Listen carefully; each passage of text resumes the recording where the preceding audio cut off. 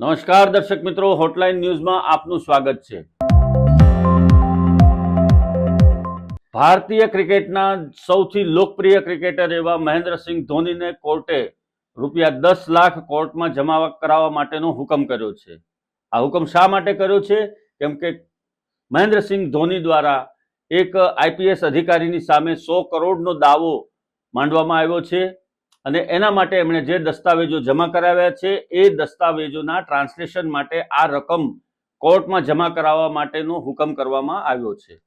સમગ્ર ઘટનાની વિગતો જોઈએ તો ભૂતપૂર્વ ભારતીય કેપ્ટન મહેન્દ્રસિંહ ધોનીને ₹100 કરોડના એક માનહાનિના કેસમાં મદ્રાસ હાઈકોર્ટે તેમણે જમા કરાવેલા દસ્તાવેજોના અનુવાદ અને ટ્રાન્સક્રિપ્શન માટે ₹10 લાખ ચૂકવવા માટે નિર્દેશ આપ્યો છે। ભારતીય ક્રિકેટર મહેન્દ્રસિંહ ધોનીએ નિવૃત્ત આઈપીએસ અધિકારી જી સંપતકુમાર વિરુદ્ધ માનહાનિનો કેસ કર્યો છે। નિવૃત્ત આઈપીએસ અધિકારી સંપતકુમાર 2013ના આઈપીએલ સટ્ટા કૌભાંડમાં કથિત રીતે MS ધોની સંડોવાયેલા હોવાનો આક્ષેપ કર્યો હતો। મદ્રાસ હાઈકોર્ટના ન્યાયાધીશ RN મંજુલાએ વચગાળાનો આદેશ પસાર કરતા કહ્યું હતું કે 28 ઓક્ટોબર 2025ના પૂર્વ આદેશ મુજબ કોર્ટના સત્તાવાર રીતે આ કેસ સાથે સંબંધિત સીડીનું સામગ્રીનું ટ્રાન્સક્રિપ્શન અને અનુવાદનું કામ શરૂ કરવામાં આવ્યું છે। જો કે આ કામ આવશ્યક ચાર્જની ચૂકવણીની શરત પર કરાઈ રહ્યું છે।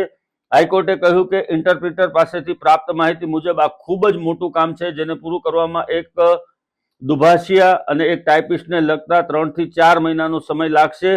વધુમાં નકલો તૈયાર કરવામાં વધારાનો ખર્ચ પણ થશે। મદ્રાસ હાઈકોર્ટે આ બાબતને ધ્યાનમાં રાખતા ટ્રાન્સક્રિપ્શન હેઠળ અનુવાદનો ચાર્જ ₹10 લાખ નિશ્ચિત કર્યો છે, જેની ચૂકવણી ક્રિકેટર MS ધોનીએ કરવાની રહેશે। હાઈકોર્ટે એ પણ સ્પષ્ટ કર્યું છે કે સામાન્ય પરિસ્થિતિઓમાં અરજદારે જાતે જ દસ્તાવેજોનું અનાવાદ કરાવી અને પત્ર સાથે રજૂ કરવાના હોય છે, પરંતુ આ કેસમાં વિશેષ પરિસ્થિતિઓને કારણે સત્તાવાર રીતે ટ્રાન્સલેશન કરનારની સેવાઓ લેવામાં આવી છે, જેથી ખર્ચ વહન કરવો એ અરજદાર ધોનીની જવાબદારી બને છે।